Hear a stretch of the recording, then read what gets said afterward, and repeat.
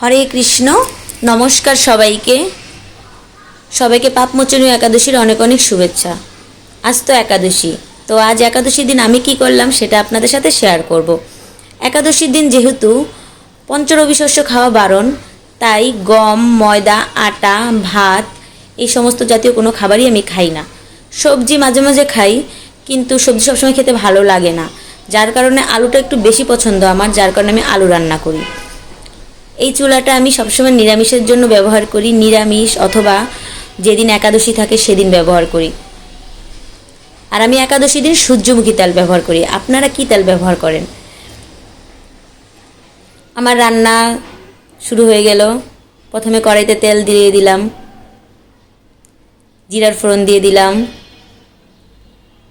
তারপর আলুগুলোকে দিয়ে নেড়ে চেড়ে নিলাম। সাবুগুলোকে ভালো করে ধুয়ে ভিজিয়ে রাখলাম।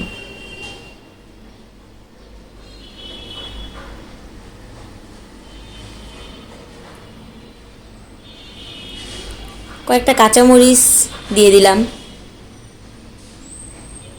হলুদের গুঁড়া দিয়ে দিলাম,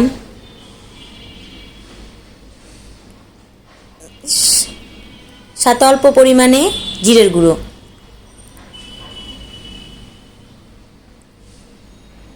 তারপর যখন আলুটা ভাজা ভাজা হয়ে গেল, সাবুগুলো দিয়ে দিলাম। একদম সাধারণভাবে আমি একাদশীর দিন এটা রান্না করে খাই। আপনাদের ভালো লাগলে আপনারাও বাসায় ট্রাই করে দেখতে পারেন। জয় শ্রীকৃষ্ণ। সবাই ভালো থাকবেন, সুস্থ থাকবেন।